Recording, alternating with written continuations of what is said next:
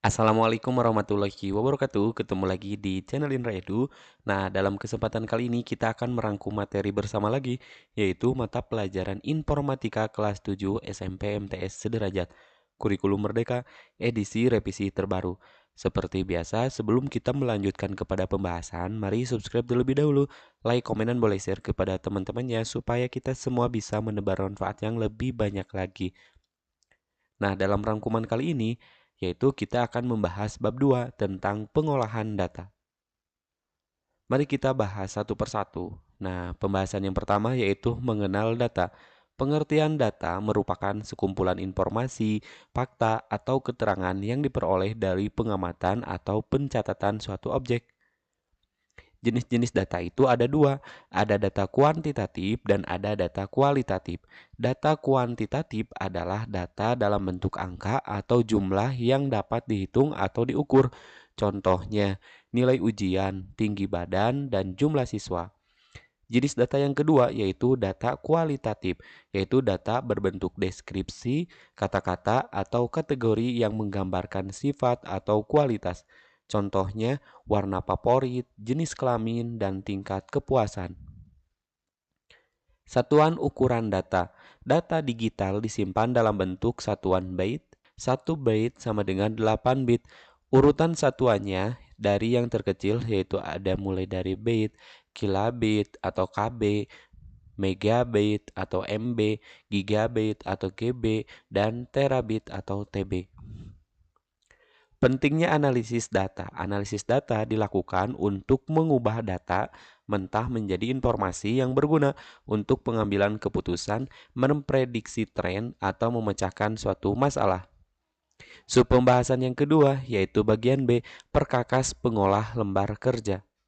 Perkakas pengolah lembar kerja atau spreadsheet adalah perangkat lunak yang digunakan untuk mengorganisasi, menganalisis, dan memanipulasi data dalam bentuk tabel.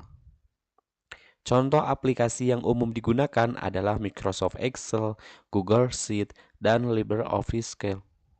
Elemen utama lembar kerja yang pertama adalah row atau baris.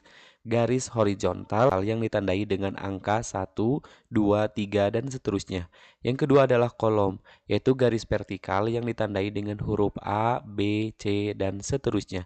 Yang ketiga adalah sel, yaitu perpotongan antara baris dan kolom, contohnya A1 sampai A5 dan seterusnya.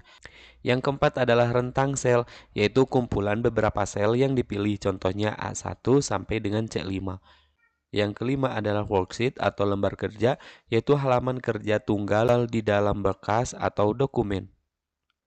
Format data pada sel dapat diatur tipe datanya sesuai dengan kebutuhan seperti teks, terus juga angka, mata uang, tanggal dan waktu, serta presentase. Subpembahasan yang ketiga adalah pengolahan data dasar. Pengolahan data dasar melibatkan penggunaan rumus, formula, dan fungsi aritmatika sederhana pada spreadsheet. Penulisan rumus selalu diawali dengan tanda sama dengan. Operasi aritmatika dasar, yaitu ada penjumlahan, pengurangan, perkalian, pembagian, dan perpangkatan. Fungsi statistik dasar. Fungsi statistik dasar sum range yaitu untuk menghitung total nilai angka dalam rentang sel. Yang kedua adalah rank yaitu menghitung nilai rata-rata. Yang ketiga adalah max dari nilai tertinggi. Yang keempat adalah means range mencari nilai terendah. Dan yang kelima adalah count atau range menghitung banyaknya sel yang berisi angka. Subpembahasan yang keempat yaitu pengolahan data lanjutan. Pengolahan data lanjutan digunakan untuk mengelompokkan, mengurutkan, dan menyaring data agar informasi lebih mudah dianalisis. Mengurutkan data atau sort yaitu mulai dari A ke Z atau 0 sampai ke 9, mengurutkan data dari terkecil ke terbesar, yaitu dari A sampai ke Z. Nah, yang kedua yaitu descending, yaitu mulai dari Z ke A atau sebaliknya dari 9 ke 0, yaitu mengurutkan data dari terbesar ke terkecil, yaitu contohnya dari Z ke A. Menyaring data atau filtering. Fitur filter digunakan untuk menampilkan data tertentu saja berdasarkan kriteria yang diinginkan dan menyembunyikan data yang tidak memenuhi kriteria. Fungsi logika dasar digunakan untuk membuat keputusan berdasarkan kondisi tertentu. Nah, contohnya seperti ini ya, lulus dan tidak lulus.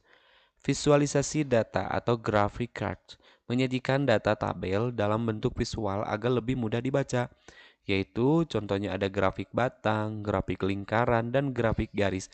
Kalau grafik batang cocok untuk membandingkan kategori data, grafik lingkaran cocok untuk melihat proporsi atau persentase dari keseluruhan, dan grafik garis yaitu cocok untuk melihat tren perkembangan data dari waktu ke waktu.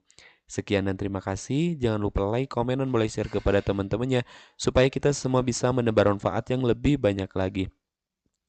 Kami akhiri. Assalamualaikum warahmatullahi wabarakatuh.